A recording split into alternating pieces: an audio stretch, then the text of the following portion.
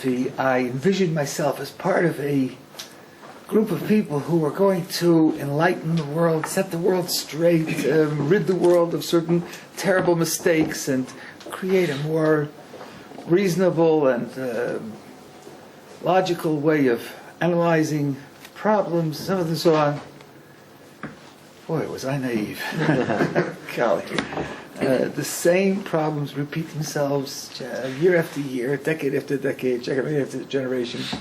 It seems like a never-ending battle to make the same points over and over again. I don't know, I think a psychologist is needed to explain why that is. Tonight I want to discuss some of the more common and damaging errors that one hears in discussion, especially on campus, but not only on campus. One hears in political discussions where a position is taken or a challenge is issued which sounds logical, sounds unbeatable. I would call them showstoppers, and they undo the opposition, or they undo the entire discussion, and they are totally incompetent, totally illogical. Yet when you hear them, it's like a paralysis. You don't know how to respond. You feel that the ground has been taken out from under your feet, and you're just left without any way to respond. So I'd like to take you through some of those, and maybe we'll be able to learn some general lessons as we go through. A couple I've done before, but I didn't do them in this much detail, and some I have not done before. And I hope this will work as a kind of inoculation and immunization against this kind of unthinking challenge.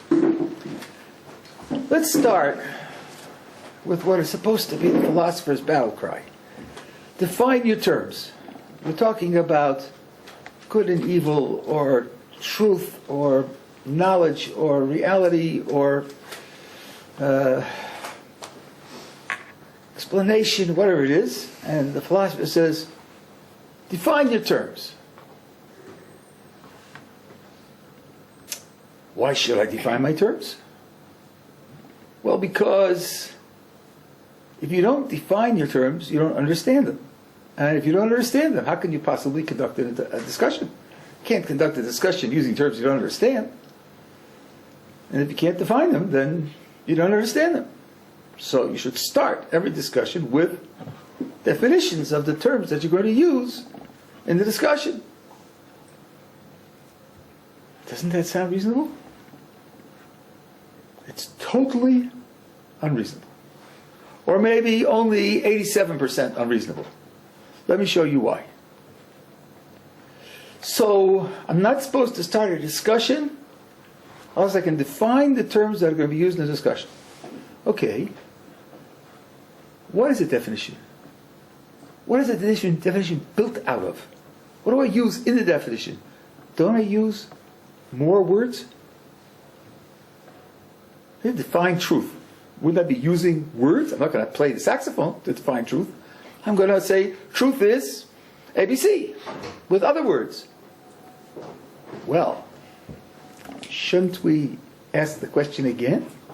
How can you use ABC to define truth if you don't understand what ABC are? That would be ridiculous.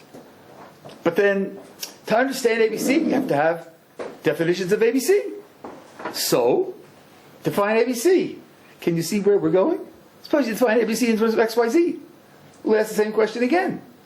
You're using XYZ to define ABC? You can't use XYZ to define anything unless you understand them. And you can't understand anything unless you have a definition. So what's your definition of XYZ? If I start down this road, there's no end. If I start down this road, I'm going to end up with the conclusion I don't understand anything.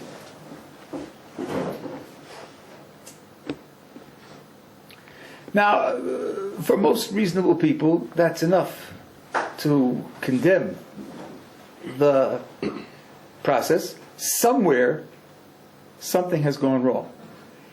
As I'll point out later, even if you don't know what's going wrong, you could come to the conclusion, right, actually, that something's going wrong. But here, we can see what's going wrong if we play a trick. Person states a rule, a procedure, a criterion. Try to play it back on itself. He says, listen, if you can't understand what you're talking about, then you can't talk about it. And you can't understand until you have a definition. So he wants a definition of truth and reality and knowledge and justice and so on and so on. Suppose I ask him, you just made a claim, you just made a remark, a position. You shouldn't talk without understanding, and you can't have understanding till you have a definition. Do you have a definition of understanding? You just made a statement about understanding. How can you make that statement without a definition of understanding? Where's your definition of understanding? Aren't you sinning against your own position? You made a statement about understanding and you didn't give me a definition of understanding. Now for him to make his point, he too is going to have to go down the infinite road. Have to find understanding in terms of ABC. I want to know what the definition of ABC is. Define in terms of XYZ. I want to know what the definition of XYZ is. If he follows his own suggestion, he can't even make his own point. So something's got to be wrong. Now let's see. He made two claims. If you don't understand what you're talking about, then you can't conduct a discussion. That sounds right. If you really don't understand what you're talking about, you can't conduct a discussion. So the fault has to be with the second half. And if you don't have a definition, then you don't understand. Who says? Who says all understanding requires me to have a definition? Maybe I can understand things without having a definition. Maybe some things are so simple and so obvious, I don't have to define them in terms of something else. I just know what they mean. But even worse than that, this is my final point on this subject, we'll stop for discussion. What is he recommending? He's recommending us to get a definition. So imagine, I start a discussion about justice, and he says, justice? How can you talk about justice if you don't understand what justice is? What's your definition of justice? Suppose I say to him, oh, okay, that's a good point. Let's try. Maybe justice means getting what you've earned, or maybe justice means that you played by the rules in a fair fashion, or so on and so on. Suppose someone offers a definition. We're trying to do what he says we should do, get a definition. So he offers one, and we think about it, and we say, no, that's not quite right, because of this case and that case. Or maybe we say, yeah, looks like you've done it, you've provided a definition. How do we make up our minds? When he suggests a definition, how do we make up our minds whether he's right or wrong? If we don't understand justice at all, if justice is just a cipher, it's just X, how could we possibly evaluate a proposed definition if it's correct or incorrect? Clearly, we must have some understanding. We must have some understanding. And obviously we do. Everybody knows justice is not marshmallows or butterflies. Everybody knows that justice is not crude oil. So we're not totally in the dark. Shooting an unarmed stranger in the back is certainly not just. We're not in the dark about that. No controversy about that. Paying your workers on time according to contract as an act of justice, we're not in the dark about that. We know something about justice. We just don't know other things about justice. There are tricky questions about justice. Some questions are easy and some questions are tricky. And then when someone proposes a definition, what do? We take the parts we understand and we say, does this proposal fit? Does it fit what I already know about justice? If it does, then it passes at least what I know. If it then is simple, clear, it organizes and explains what I do understand, it'll be a good candidate for using to explain and to analyze the rest of the concept. So, when the critic says define your terms, here's how we respond. Number one, you don't have to define everything. If you had to define everything, you could never get enough definitions, because every definition is made in terms of words, and you'll have to define them as well. So that's ridiculous. The reason is because some things we just understand. They aren't in question, they aren't difficult, they aren't controversial. And even where the concept is controversial, and we'd love to have a definition, indeed, thousands of years people have been looking for a definition. Even there you don't need a definition necessarily. Why? Because since every search for a definition depends upon having partial understanding of the concept, if you volunteer to restrict yourself to the part of the concept you understand, you aren't risking any failure. When someone demands a definition, we should ask him, why? Why do you want a definition? He's got to show us that we're using a concept which we don't fully understand. Notice the word fully. And we're using that concept in the area we don't understand. If he can show us that we're doing that, then we have to call a halt to the discussion and look for a definition. He's right. Or at least clear up this area which we don't understand. But if he can't pay those dues, if he can't give us that justification, then we should simply say we don't need a definition. Here's an example. George is giving testimony about a murder that he witnessed June 3rd in Chicago at 10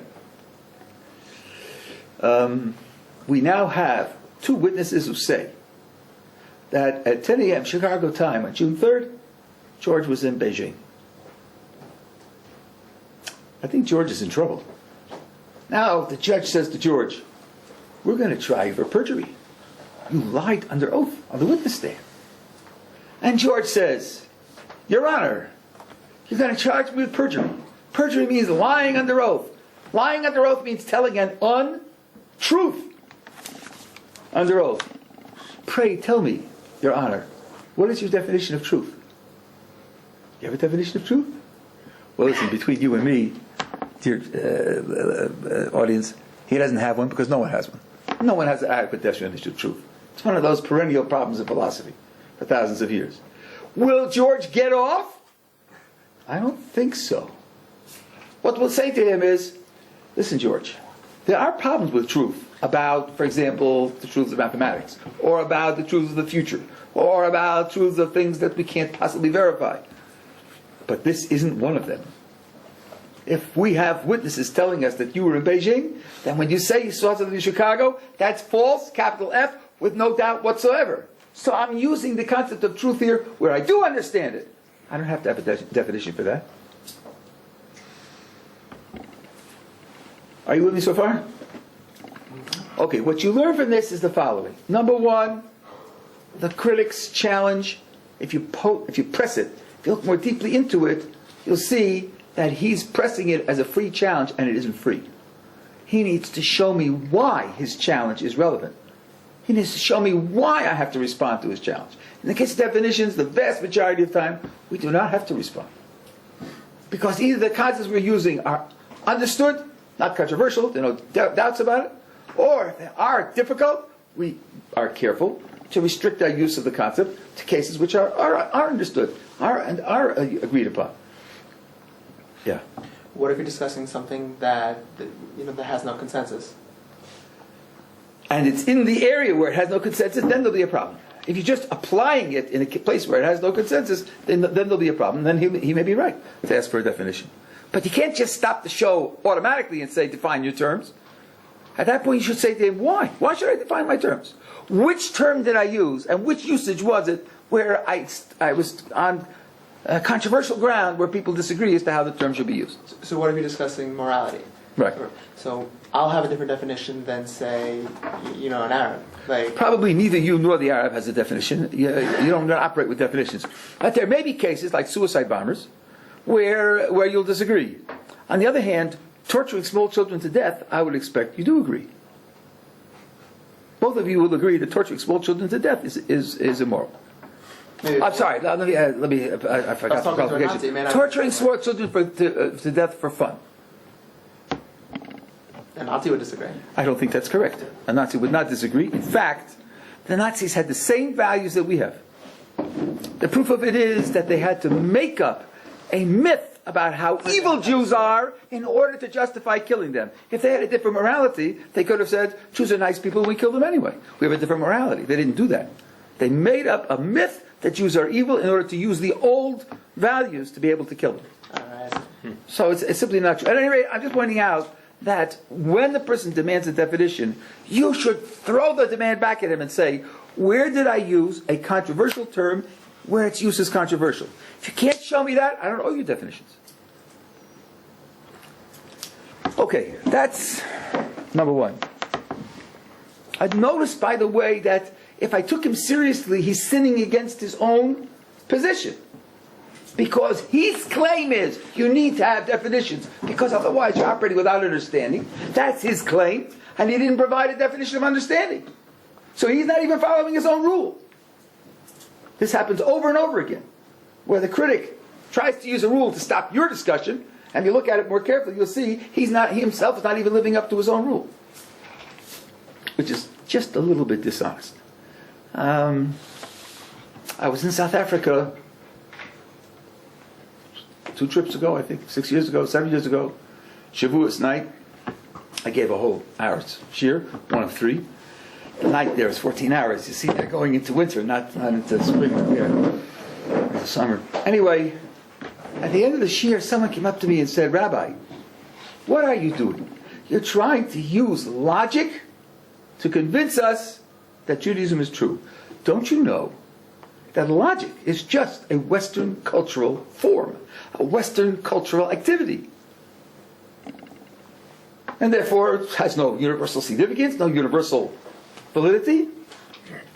And don't use logic to answer me, he said, because if you use logic to answer me, you're begging the question, because it has no universal validity. That was his complaint. Sounds clever, doesn't it? I mean, how would you respond to that? Well, fortunately, I had read Thomas Nagel's wonderful book, The Last Word, shortly before that. It's a wonderful book, though it's quite difficult. And it's written for specialists, not written for the lay public. I wish he would do another one. That would be more easily accessible. So I said to him, what are you trying to do? You're trying to give me a reason to distrust reason. Are you trying to give me a reason to distrust logic, to distrust reason, or not? If you're trying to give me a reason, why shouldn't I use reason to answer you? You yourself are trying to give me a reason. Why can't I use reason to show you it's not a good reason? And if you're not trying to give me a reason, why are you bothering me? Why are you wasting my time? Go play the saxophone, you know. If you're not trying to give me a reason, so why should I listen to you? Huh? I mean, logic is inescapable. If you are conducting a discussion, there are rules by which a discussion is conducted. Right? In some places of the world, they conduct it with guns. But here we're trying to, what? Convince someone of something, persuade someone of something, show someone something, prove something to somebody. There are rules by which that is done. A person who steps outside the rules simply disqualifies himself for a continued discussion. There's a very important byproduct to this. People say, he took this position, how would you convince him that he's wrong? I think at a certain point we should say, why do I want to convince him? Why should convincing him be the goal? If he's taken a position or behaves in a way that's patently unreasonable, patently irrational, why should I want to convince him? Leave him to wallow in his misery. Suppose he refuses to speak English to me. How would I convince him? I wouldn't convince him. Why should I waste my time? The criterion of getting it right is not to convince the critic. The criterion of getting it right is to show the critic has no good reasons. If he refuses to abide by reason, there's nobody there to talk to. Don't let him become the criterion of whether you succeeded or not. But at any rate, logic is something which the whole discussion presupposes. Reason. If without that, there's no discussion to be had. Now that doesn't mean we can't criticize logic from time to time. We can, but we do it by using logic. By using one aspect of logic to criticize another aspect of logic. And we do the best we can to to make a coherent whole out of our thinking process. But to abandon logic altogether is just to abandon thinking, to abandon discussion, and play the saxophone. Here's another one. If you were born elsewhere, into a different group, you wouldn't believe what you believe. Let's say that's true. It probably is true. If I were born into India 1,000 years ago, you probably have different religious beliefs, different philosophical beliefs, different scientific beliefs, all sorts of different kinds of beliefs. Okay. So what? Let's say it's true. Let's say, so then the next step is, well then, you see, your beliefs are just a product of your society. Had you been born then, your society would have colored you one way. Being born where you are, your society colored you another way. Now, you could fight with that. There are people who disagree with the mainstream of society. There are radicals. There are changes. But let's not fight with it for the moment. Let's say, yes, okay. So I'm a product of my society's beliefs. Had I been living in India 1,000 years ago, I'd have been a product of a different society. I would have had different beliefs. Well then, the critic goes on to say, since your beliefs are just a product of what your society teaches you, they have no universal validity. Now there, I think we ought to be a little skeptical of the conclusion. Let's first of all try it out on some examples and see how it washes.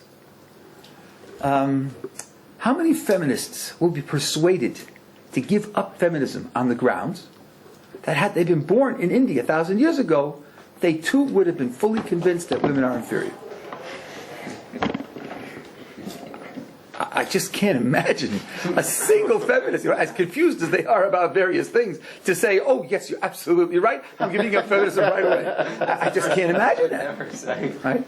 Or, how about this? If you had been born in India 1,000 years ago, you would have believed that the earth is flat. I don't know, or Greece 2,000 years ago, or Africa, or someplace, wherever it is. So, okay, that's true. They all believed it was flat. I probably would have gone along with them and taken it from them. Therefore, you should give up believing the earth is round now? Why should I do that? Well, it's just a product of your society.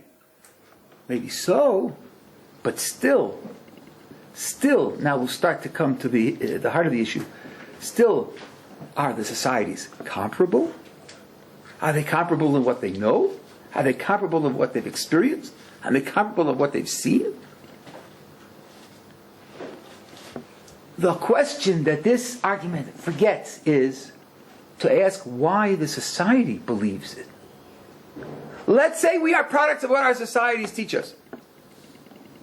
Still, how did the society come to its position on the subject? Now you could imagine a society 1,000 years ago coming to its belief that the earth is flat by looking around. It surely does look flat. It certainly does look flat. People walk and walk and walk, and they don't see any curvature. That just seems to be flat. We have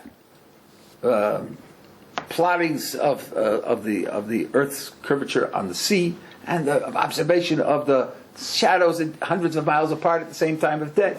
And we have satellite photos and so on and so on. Why should I think that if my belief is product of my society, therefore it's not valid? Doesn't it depend upon how my society got to its position?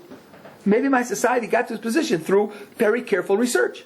Research that does reveal the fact of the matter. So the fact that it's a product of my society doesn't automatically mean that it's not valid. It depends upon what my society uses as its criteria for arriving at its positions. So we have counterexamples and an explanation why it's wrong. And here too, the critic is not following his own advice. We can play the same game of turning the idea back on itself and showing that it doesn't apply. Watch. He says, I have to think to myself, if I were born elsewhere and I would have believed something else, I should distrust what I believe now. Let's call that the displacement thesis. If I displace you to someplace else, you think something else, so don't think what you think now is right. Take that whole idea, the whole idea of gosh, if I were someplace else, I would believe something else, so I should give up what I have now. Take that whole idea and ask, 1,000 years ago in India, would anyone believe that displacement thesis? Would anybody take that seriously? Say to a person 1,000 years ago, if you had been born 1,000 years before now, in Greece, you would have thought something different. What would he respond? That's stupid. What do I care about Greece? They were primitives. I have the Upanishads. That's the source of all truth. I don't care about what I would have believed then. He wouldn't follow this process. He wouldn't believe in the displacement thesis that if you were someplace else, therefore you would believe something else, so you shouldn't believe what you believe now. He wouldn't make that. He wouldn't take that seriously for a moment. So if I take the displacement thesis seriously, I can't take it seriously. Because the minute I try to use it on itself, it loses. That went by too fast. I should do it again. Yeah? Should do it again? No, or is that obvious? I'm happy to do it again, but I don't want to bore people. Should do it again? Obvious. It's obvious. Okay.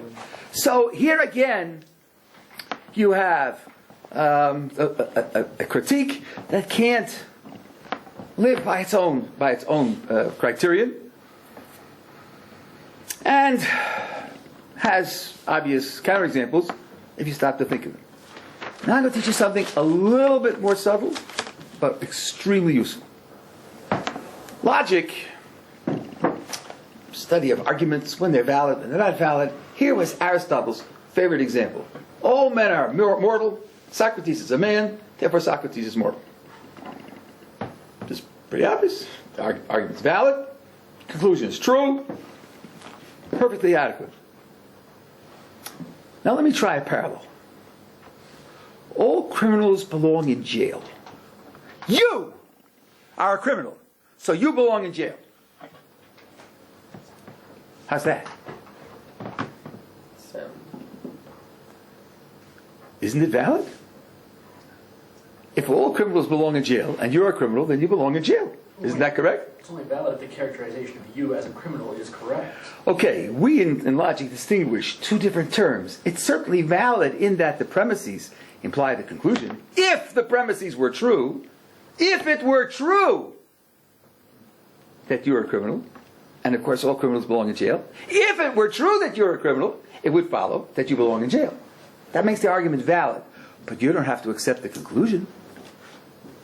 The fact that you have a valid argument doesn't mean you have to accept the conclusion. You can deny one of the premises, as you, of course, will immediately say, but I'm not a criminal. And therefore I don't belong in jail. Quite correct. What does this teach you? When you have an argument to a conclusion, you don't have to accept the conclusion. Don't feel your back is to the wall. You can have a valid argument to a conclusion. You don't have to accept the conclusion. You can disagree with one of the premises. Now let's try it with a stranger. All criminals belong in jail. George is a criminal, therefore George belongs in jail. What would you say about that? Who's George? I said, well, it's valid, all right, if George is a criminal. If he really is, then he belongs in jail. But I don't have a clue whether George is a criminal or not.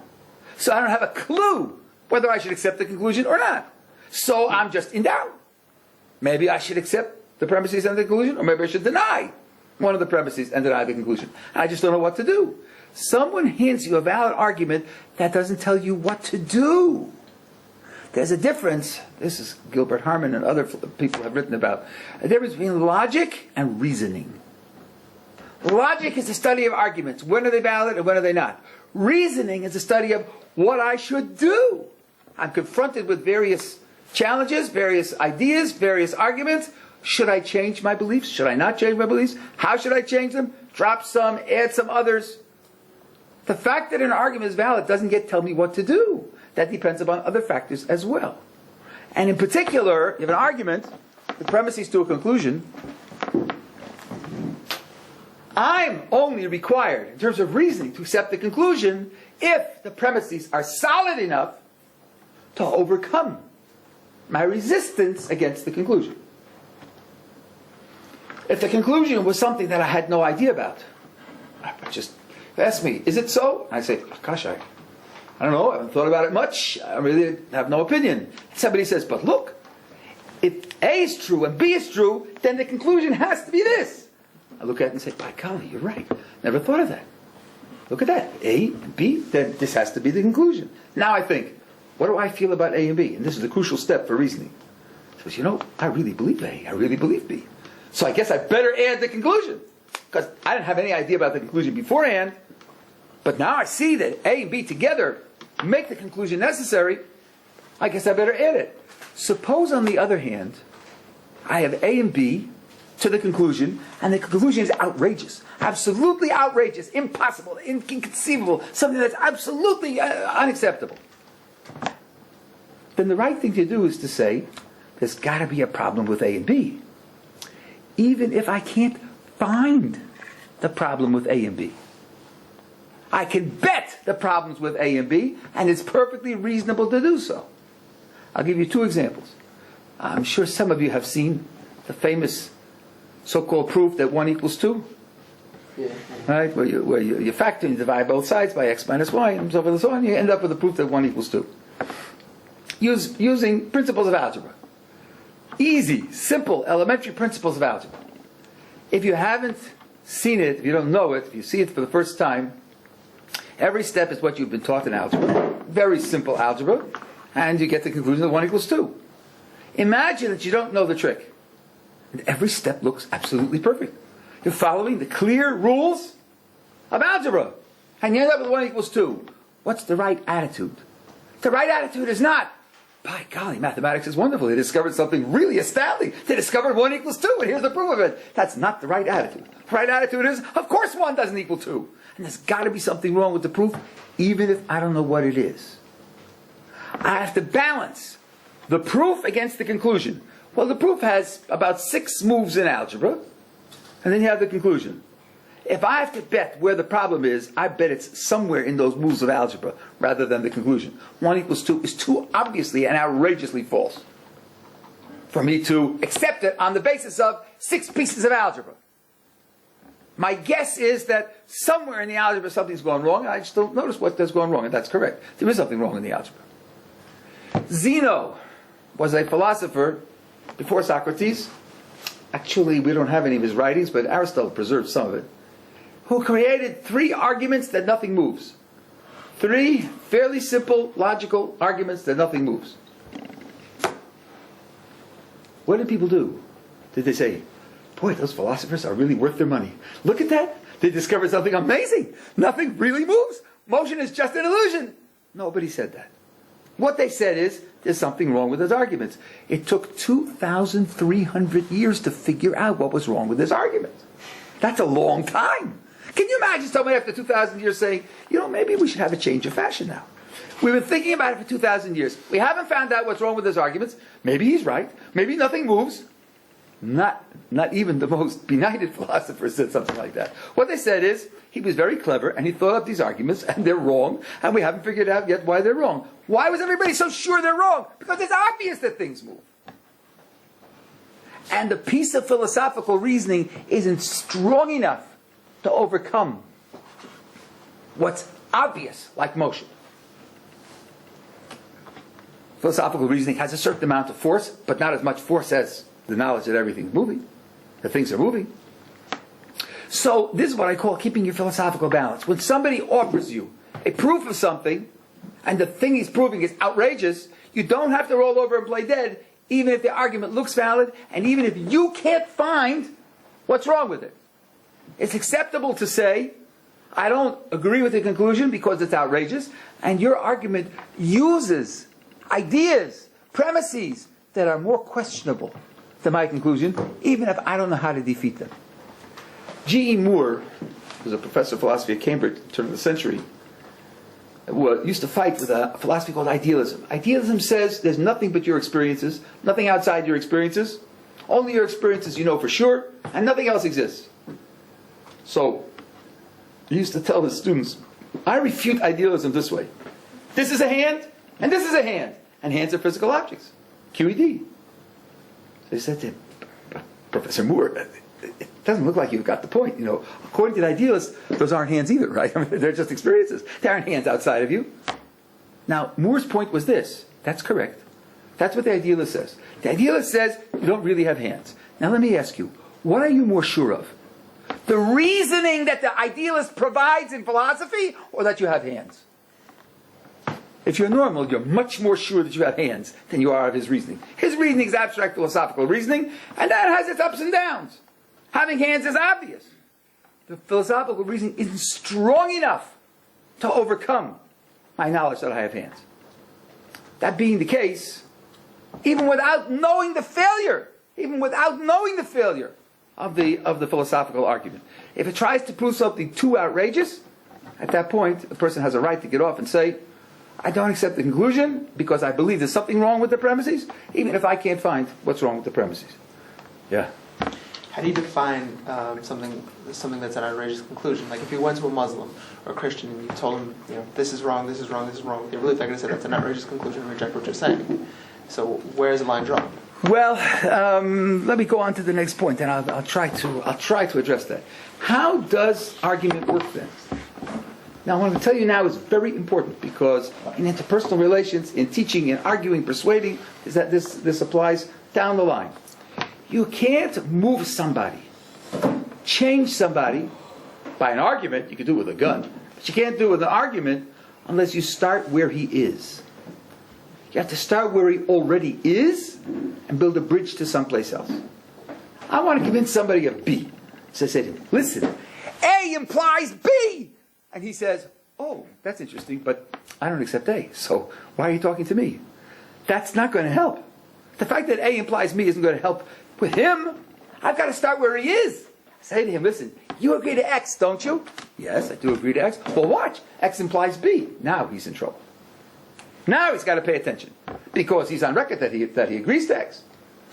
He's still free to say, gosh, I never dreamt that X would imply B. B is so outrageous, I give up X. He could do that. But at least you have leverage. He's got to do something now. But if you don't start where he is, you can't move him. All reasoning starts where the person is. All reasoning starts from what he already believes, what he already accepts, and tries to move him from there. Otherwise, it's not relevant to him. This is reasoning, not logic now. Reasoning. Reasoning can use logical arguments, that's true, but it can only use logical arguments whose premises are things that he accepts. If he uses a premise he doesn't accept, it just washes off like water off a duck's back. How do you ever get him to accept anything new? By principles that he already has for accepting things new. For example, if he believes that when he reads something in the Encyclopedia Britannica, then it has to be taken seriously, and you show him a page he hasn't read, you can get him, by virtue of his trust of the Encyclopedia Britannica, you can get him to accept new information. But that's because he trusts the encyclopedia. If he doesn't trust the encyclopedia, there's no way to reason with him. So we're starting with a person who already has a position. We're trying to move him to a different position, to add new beliefs, to subtract old beliefs. The only way you can do that is start where he is and move him on the basis of the things that he already accepts.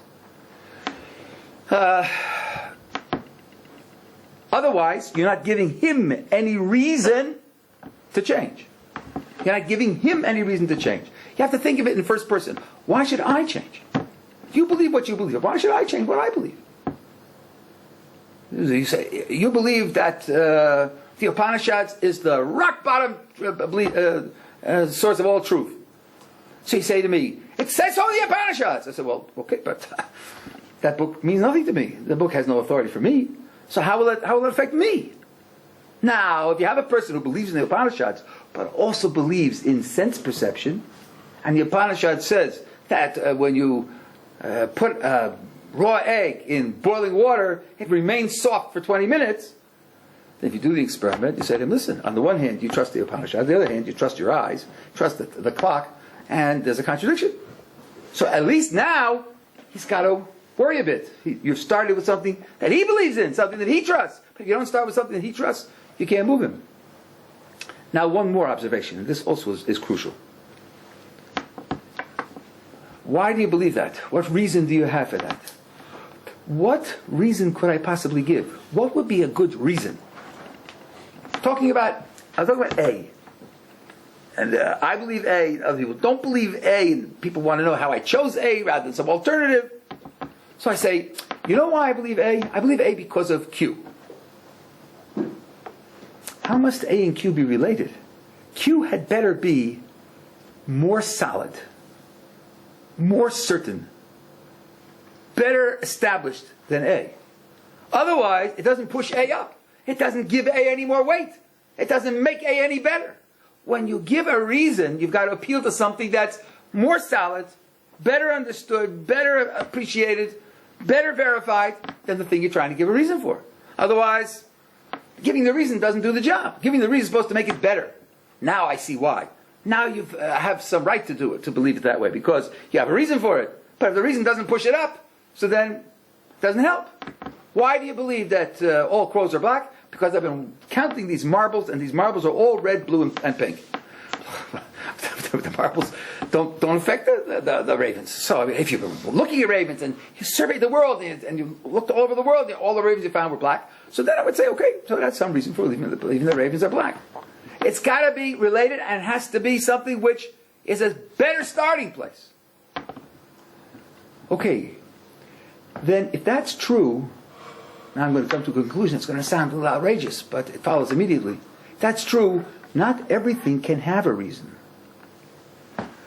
Suppose I pick something that's so certain, there's nothing more certain than it to derive it from. How about 2 plus 2 is 4?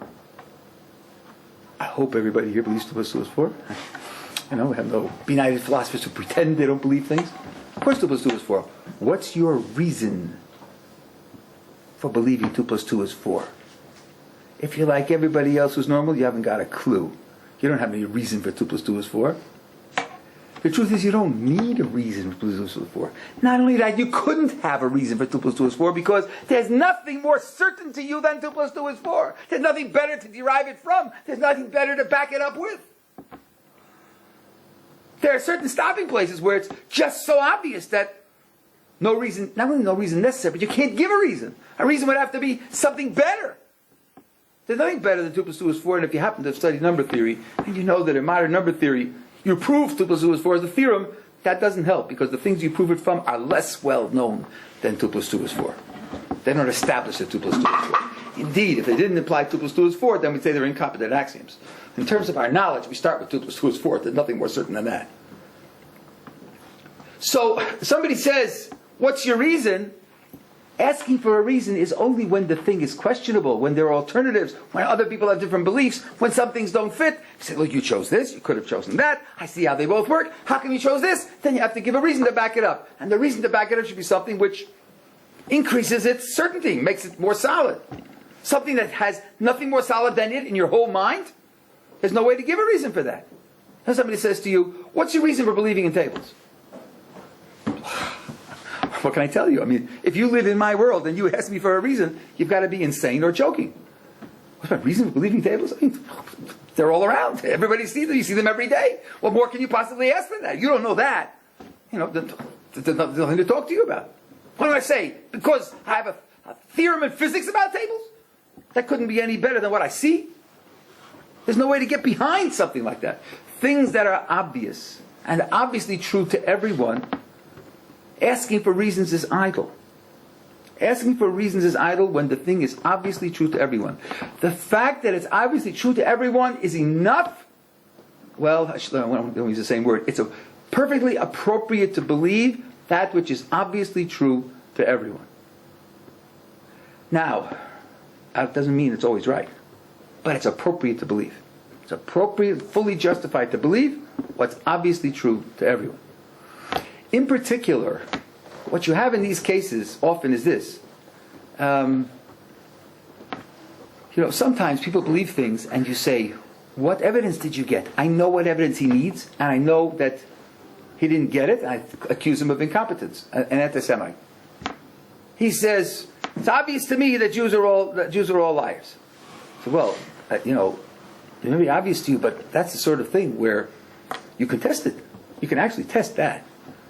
You can go on record and see what Jews have said, and when Jews made predictions, that Jews have signed contracts, and so on and so on, and see when they have lied and when they have not lied. Something have you done any of the tests? If he says no, then you know that you have a psychological problem here. There's obvious evidence that's relevant. He doesn't care about the relevant evidence, and he's got his obvious opinion. That's a good reason to disqualify him. Indeed, if he's not at all insane, you could disqualify him by using his own logic. using a logic that he understands. Suppose he's Czechoslovakian. I said, well, I have a friend who thinks that all Czechoslovakians are liars. What do you think of that? Will he accept that just because the other guy, it's obvious to him? Or will he defend himself and say, what do you mean? You don't know any Czechoslovakians. You didn't do any surveys. You didn't do any research. You can't have an opinion like that. If he doesn't see the relevance of the evidence, then he's beyond the pale. He's lost his logic. He has no mind. And no point in talking to him. So here's a case where there's evidence that's needed and he doesn't have it. So you could say to him, your obviousness is incompetent. But you talk about 2 plus 2 is 4.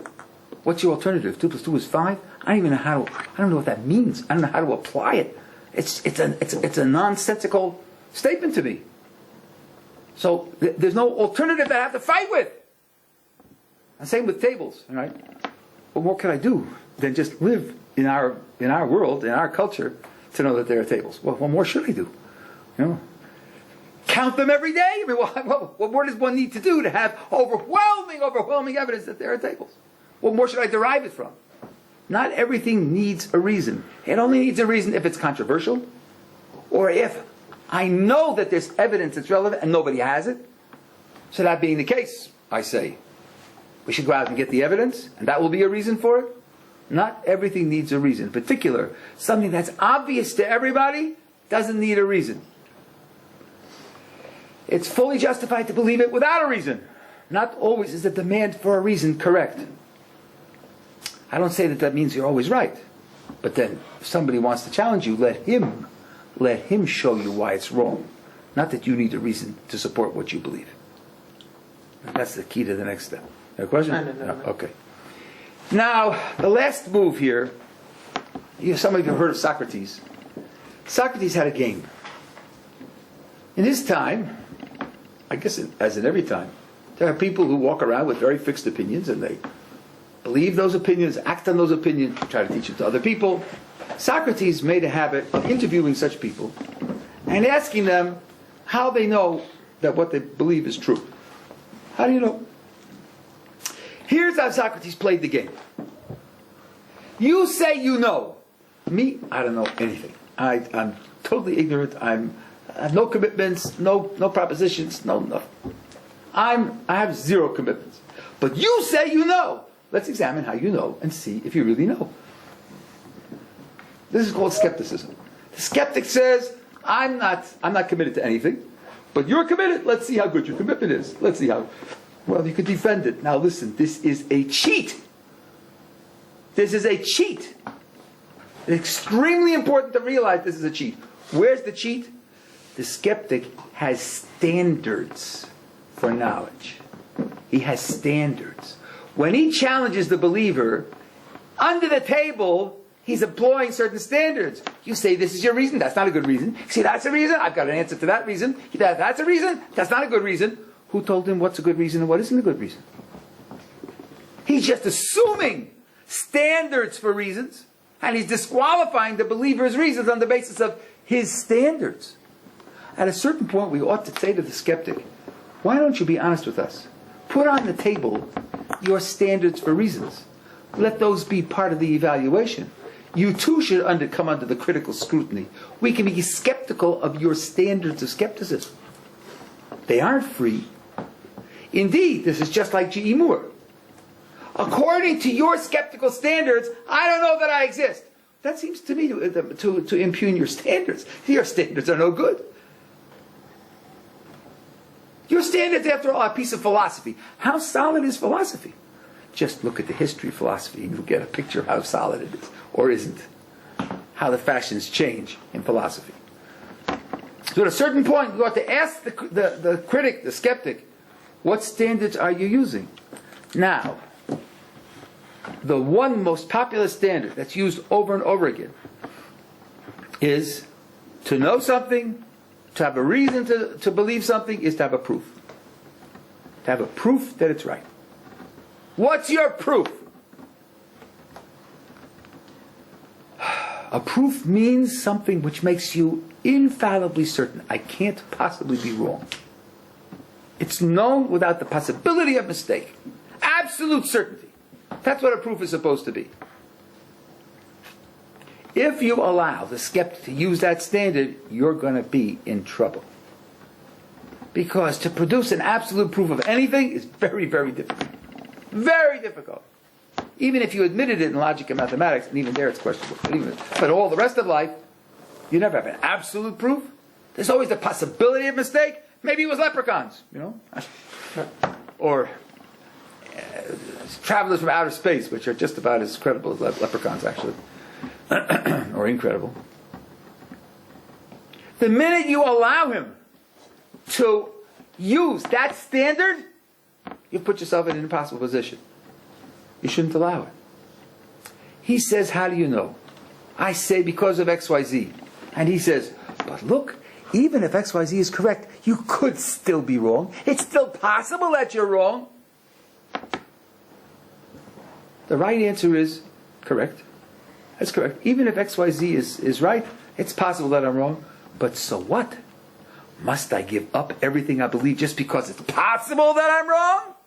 Let me ask you, oh skeptic, what positive reason do you have to think I'm wrong? Not mere possibility of wrong. What positive evidence do you have against me? Don't let him put the entire burden of proof on you. Put the burden of proof squarely on both shoulders. I say I'm right, you say I'm wrong. Pointing out that I'm possibly wrong isn't good enough. Possibly wrong is not good enough. Partial evidence also counts. Do you know who your parents are? How do you know? They told you. And you trusted them. How quaint. Couldn't it be that they're lying to you? Couldn't it be that you're adopted? And they're lying to you? So you say, well, I look just like my parents. That's because when they went to the orphanage, they took their baby pictures along with them. And they picked out a baby who looked at their baby pictures. That's why you look like them. So you say, I did a DNA test. Well, I happen to know that you did not, number one. And number two, even if you did, how do you know that your parent, or those people, whoever they are, didn't pay off the lab to lie to you about the results? Is it impossible that they're not your parents? Of course it's not impossible. Of course it's possible. Should you therefore give up the belief that they're your parents? Of course not. All the evidence you have is in favor. That's enough. It doesn't have to be for sure, absolute, infallibly certain. It just means that of my options, this has the vast majority of evidence in favor of it. That's good enough.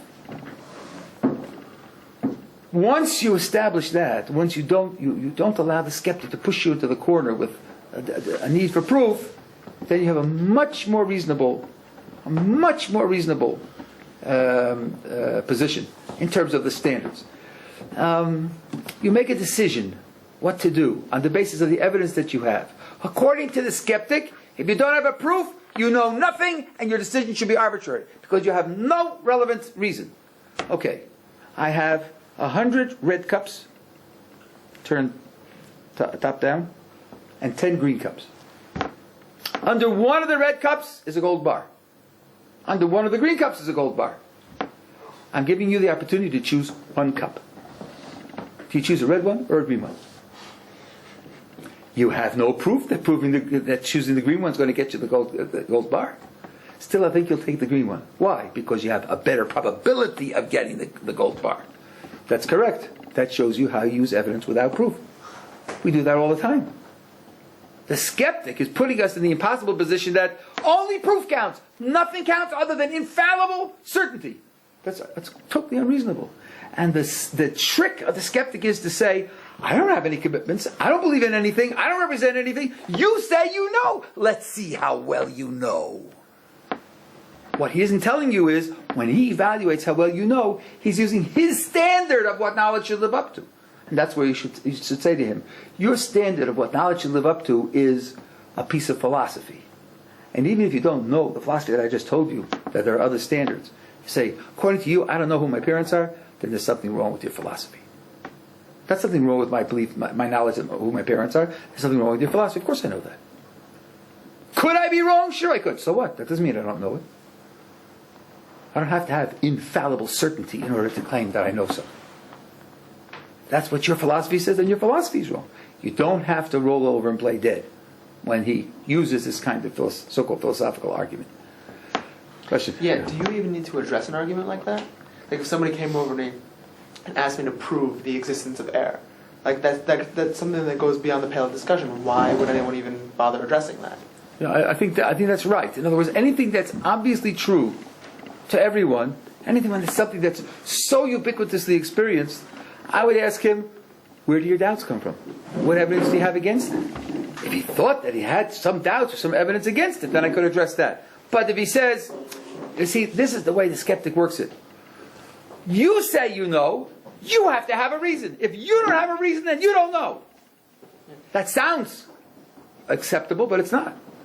Not always do I need a reason. Thinking about what reasons are, you see that you don't always need a reason. What would a reason be? It would be deriving it from something more certain, more obvious, more well established. There isn't anything better than that. So at that point, I don't need a reason unless he's thought up some objection.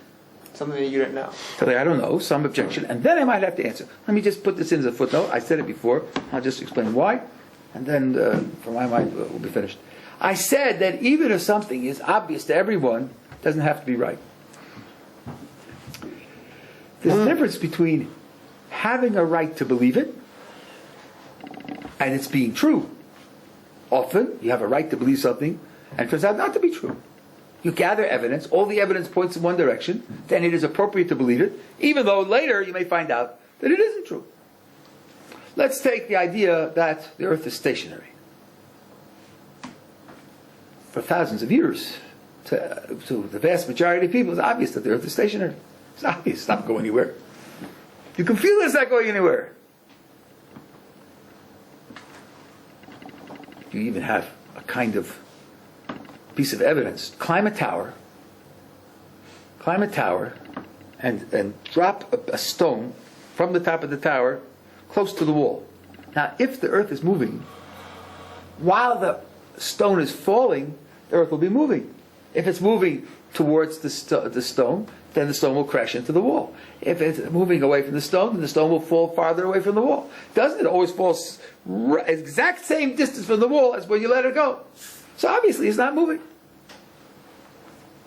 And somebody said to you at that time, what's your reason for thinking the earth is stationary? At that point you should simply draw a blank. What's my reason? What are you talking about? You live here, do you? Or you're a visitor from Mars?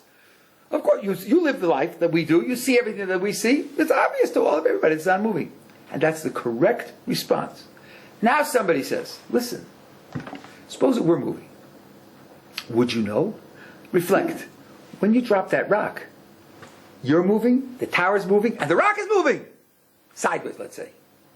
So when you let go, it's going to move sideways with the motion that it had before. So of course it's going to fall the same distance from the wall, even if it's moving. You say, wow, look at that. That's pretty clever. That's why I don't feel the wind going through my hair as it moves by, because the air is moving together with the earth also. That's pretty clever. All right? Should I then say maybe it's moving? Not at all. Why should I say that? Why should I say that? It's obvious that it's not moving. And to convince me that it is moving needs some positive evidence that I don't have. Not the mere possibility that it's all going on and it's all hidden so that I can't tell. But then you have the pendulum. Set up a pendulum, swinging this way, and it will spontaneously change its plane of spin and go around once every 24 hours. Why does it do that? Are the little flies on the pendulum all beating in the same direction, pushing it around? Probably not, right? I'll tell you why. Imagine that the pendulum is at the North Pole. And it's moving in a fixed plane, and the earth is rotating under it. Then if you're standing on the earth, it will look to you like the plane of the pendulum's going around, because you're going around the pendulum. Oh my goodness gracious, look at that. How am I going to explain why the pendulum goes around if the earth is standing still? Now I'm in trouble. Now I'm in trouble. And at this point, it will be time to reconsider. Reconsider. So, when something is obviously true to everyone, that's a justification for believing it. That doesn't mean it has to be right. But the critic can't say, what's your reason? You don't have a reason, you don't have a justification for believing it. No, I don't need a reason for it. The fact that it's obviously right is reason enough. But if he can show me that my reason doesn't prove that it's right, and he can show me evidence against it, then I have to reconsider. then I will have to reconsider. The question is, what kind of challenge is a relevant challenge? Merely saying you have no reason is no challenge. This doesn't need another reason. Pointing out that my observations, my experience, could be explained otherwise, and there's another piece of evidence that nobody ever saw before, which indicates that it's not so, then I have a brand new situation. And then I'll have to change my mind. So the fact that I could be wrong doesn't mean that I should give up what I believe. And if something's obvious to everyone, that's reason enough to accept it, even though it might be wrong. Now we're back to the same thing. This is where the 2 points come together. I worked hard to try to make an exposition where it wouldn't get confusing. When the skeptic says, I know it's obvious to you, but isn't it possible you're wrong? So then we're back to the Descartes problem. We're back to the Socrates problem. Sure, it's possible that I'm wrong, but I don't see any reason whatsoever to give up at what I believe just on the basis that it's possible that it's wrong. Everything I know and everything I experience tells me I'm right. You have a contrary idea? Give me positive evidence for your idea. Not just pointing out that I might be wrong. Give me the positive evidence that you're right. You may have some, and if so, I'll have to reconsider. Quite right. At any rate, I hope this helps to sideline some of the showstoppers that pseudo-philosophers, no professional philosopher would use any of these arguments. I'm not attacking professional philosophy tonight. I don't think I said anything I said tonight is controversial. It's a professional philosophy. But you hear it all the time, over and over again. People who want to cut off discussion with a seemingly clever remark, and they have no foundation. Question, yeah. That whole parent, your parents thing. To me, it doesn't seem obvious that my parents are my parents. I don't really have any evidence for that. I mean, I see like baby pictures, but like I don't know if that's me. Like my little brother looks the same. Is that? And I didn't do a DNA test, and I kind of look like my parents, but well, I just don't see any real evidence for that. Let's see how far your lack of evidence goes. Is it for you a live option that 90% of children are adopted? I don't know. I didn't look up the statistics. You didn't look up the statistics? I mean, I don't think 90% of children are adopted. You don't think so, but you have no direct evidence on the subject? I mean, I go Google it. if you have to Google it, you're lost. I'm you're really assuming lost. not, but You're just assuming that? Sort of like assuming China is in the Eastern Hemisphere? I mean, what kind of experience- people have children. Do 90% of people give up their own children to other my people? experience, no. Did you ever hear of such a thing? Did you ever hear of a novel written about it? Did you ever hear of an article in the newspaper about it? How would all these people who aren't genetically similar to their parents because they're all shifted babies and so forth and so on? I mean, is that the sort of thing that could escape notice? That 90% of parents trade children with other parents? Is that the sort of thing that you think could escape people's notice and no one would know about it? Fine, that's enough. Right. Well, then you have gigantic evidence that you're not. Why? Because the odds are against that. Correct. The gigantic odds are against it. People are lazy. That's evidence. Just like choosing the green box rather than the red box, because you have evidence, you'll do better over there, without knowing for sure. Yeah. Sounds to me like you're worried about knowing for sure. Yeah. Oh, sorry, I thought you had a question. Yeah. How come that philosophy in its long history, thousands of years of tradition, has not established one undisputed fact by way of reasoning and applying logic? I think it has established quite a number of undisputed facts. If undisputed facts that has established that certain theories are wrong. Certain theories have died and they have stayed dead and they have not been resurrected. That's a way of establishing facts. Okay. But it's a little more than that. The foundations of logic are pretty stable. Axiomatization in mathematics. Euclid created axiomatization. Since then, every serious mathematical theory is axiomatized. Using techniques very similar to his. I mean, there are things which do become a permanent part of philosophy. Who did Newton? Who created axiomatization? Euclid. Who is that? When he lived? He lived in Greece, 2,200 years ago or so, and he axiomatized geometry. And before that, when people did geometry, they sort of, is that true? Let's think about it. What do you say? Well, ABC, so I guess it's true. And then they used to make up the arguments as they went along. The Egyptians had a lot of geometrical knowledge, but it wasn't organized. He created the idea of axiomatizing. Since then, every mathematical theory is axiomatized. So, and of course, you say that's only mathematics, but it took a philosophical move to make that mathematics. Then it became taken over as standard mathematics. So I wouldn't say that nothing has been established.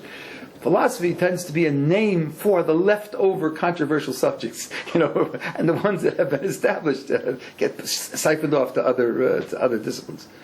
So I don't think it has made no progress, but there are certainly long-standing, very difficult subjects in philosophy, and what we do is accumulate a lot of wrong answers, and then that we try to find better answers. Yeah. Back to the question of 2 + 2 = 4. What's wrong with saying 1 + 1 + 1 + 1 = 4, and you accept 1 + 1 = 2, therefore you should accept it when you do it 4 times it equaling 4. There's nothing wrong with it, it's just that it's not any more obvious than 2 + 2 = 4. I didn't say you can't derive it. I said in modern axiomatized theories of number theory, we do have proofs that 2 + 2 = 4. But the proof isn't any more certain than the 2 + 2 = 4 itself. It doesn't get more certain because you can derive it that way. Any doubt I could possibly have about 2 + 2 = 4 would be equally a doubt of 1 + 1 + 1 + 1. Right? It's a package deal. They're all on the same part, and they're all part of the same package. We're doubting 2 + 2 = 4, or we're doubting the person which is saying it? I don't know now what we're talking about. We're talking now about my reasons for believing 2 + 2 = 4. I say my reason for believing it is that it's obvious. It's so obvious I can't imagine the opposite. I take it your suggestion was I have another reason for believing it. I can derive it from something else.